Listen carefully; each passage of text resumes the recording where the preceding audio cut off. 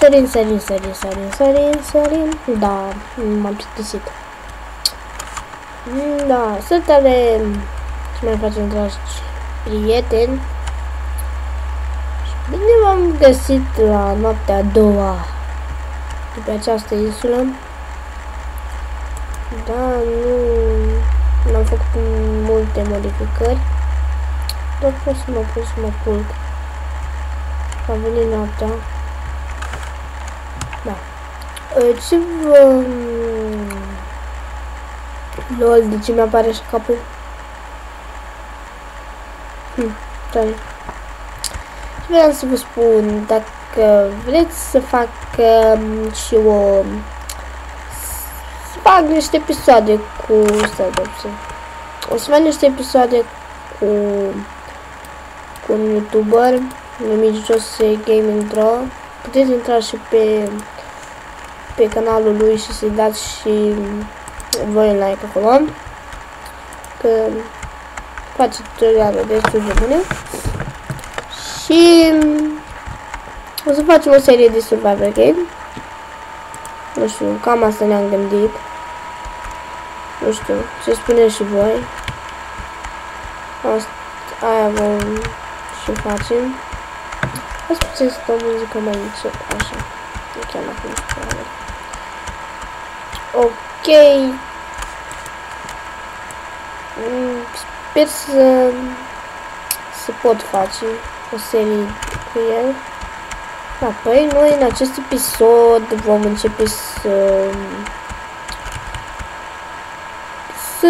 construim, sau mai bine să refacem bărcuța Coradia. Dacă ne duce și ne vom lua un toporaș. Să știți că eu mă pricep și la parcurs. Dacă vreți să fac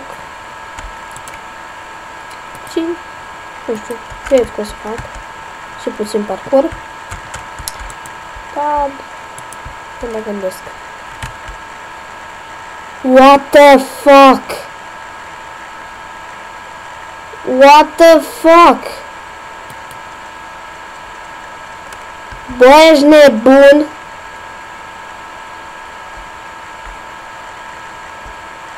Cum? Bă, what the... Bă, dar cum? What the fuck?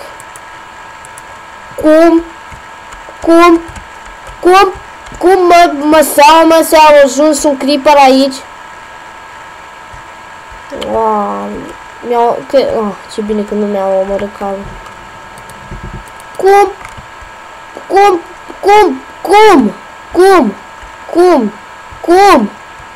Deci cum a putut ajunge creeperul? Frate, cum a putut ajunge acel creeper aici? Bă, punte și tu calul meu. Doamne, deci de acum creeperii îs dușmanii mei numărul 1. Deci fiți atenți ce a făcut aici. Trebuie să repar în întregim tot. Doamne, dar cum a putut ajunge? Asta nu înțeleg. Cum a putut ajunge un creeper aici?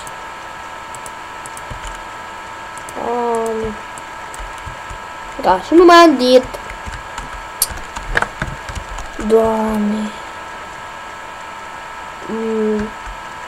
Mamă, dar deci încă nu vine să cred. Cum a ajuns un creeper acolo? Un creeper, doamne, mai și băi. Acolo, deci eu nu mai zic nimic. Așa, deci, să știți că sunt aici pe o mare bortă. Ok, și de unde iau eu lemn? Adică lemn pot să iau, da. Doamne, dar nici nu l-am văzut. Nici n-am apucat să fug. Da. Hai să mai plângem și hai să ne apucăm să facem casa. Dar tot nu vine să cred cum cum a ajuns creeperul ăla acolo. Ceea ce e enervant când te zbubui un creeper. După mine chiar e... Ups. Chiar foarte enervant.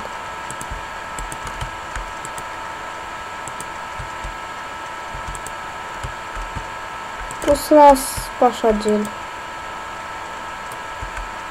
Ok. Ce o să facem noi în acest episod? Cred că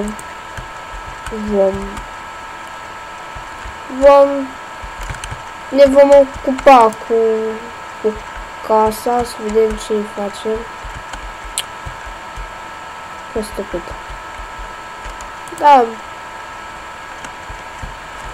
Nu știu, după ce am venit, adică ne vom ocupa, cred că, cu construirea vaporului în acest episod, ca să putem pleca. Ok. Da. Bai, de capul meu, ce zi! Ce zi am avut, frate. Nu vine să cred. Ce zi am avut. Da. Și la vaporul ăsta trebuie să reparăm o grămadă. What the?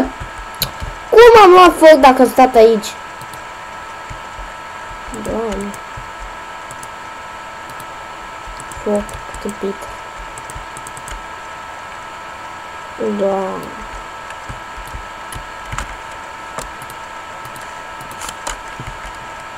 Nu înțeleg faza asta. M-am trezit doar dintr-o dată pe insula asta. Ce s-a auzit? M-am trezit pe insula asta pustii, fără nimenea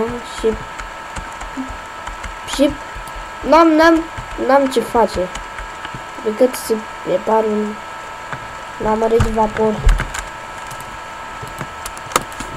O să ne uităm unde e soarele. Încă nu a apărut. Oi, de capul meu.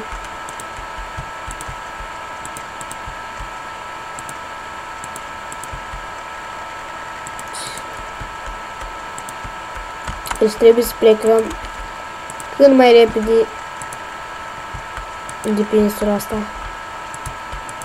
Că nu cred că voi sta departe de mama. Da, eu sunt luate cu frumos. O să trecem peste ele cu vaporul. Dar faza e că... Da. Uai, de capul meu, nu mai arde, nu mai... Oprește-te, așa. Da. Așa. Ce?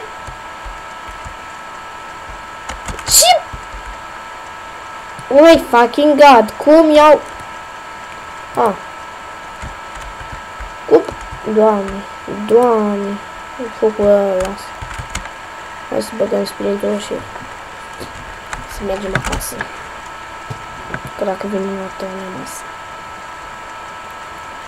Doamne, deci la ce nervi am, n-am putut vedea cum vine un creeper spre mine și chiar a băbuit.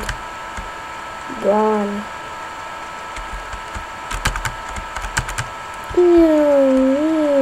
Așa, face soare.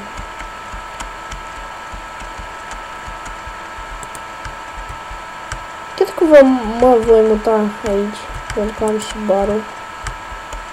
Așa. Da, am și faza asta cu etajul, trebuie să fac niște etaje pe așa. Da, cred că voi sta aici. Mă duc să mă duc cu camera. Le capanil. He. Hai mă mergi. Da. Aici nici nu... Ba da, spui puțin că am văzut un clip. Hai să mâncăm ceva. Nu mai... O duce foarte prost cu mâncarea. După cum văd eu. Da. Merge așa.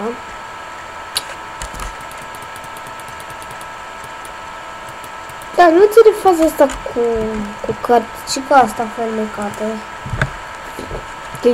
Greenstone. Asta în engleză. Nu știu să-i las un mesaj. Poți să dau game on. Să dau și un mesaj? Da, pot. Deci, o să las și eu un mesaj.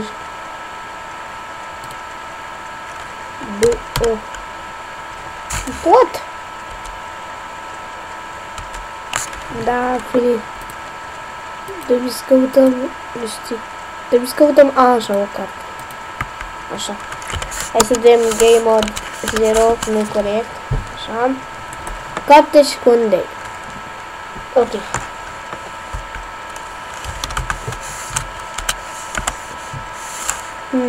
Da.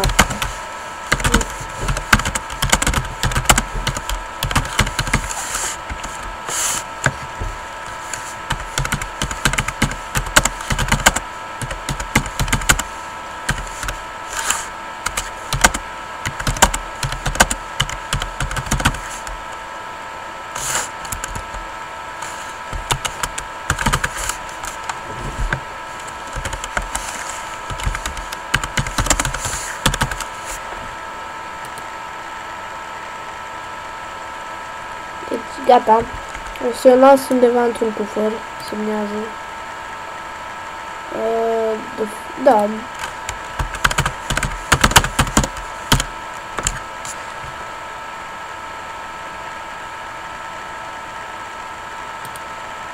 Și gata. Am făcut-o. Deci, am făcut. Da. Am scris bine. Hai să punem asta aici. Să avem ca amintire. Și nu înțeleg faza asta cu busola. Deci acolo, stați. Deci vedeți sacul ăla mic. Deci acolo e nordul. Deci dacă pierdem casa, în nordul luăm. Da. Păi cam acesta a fost și partea a doua din pierdut pe insulă. Chiar sunt pierdut. Sper că v-a plăcut și bye bye!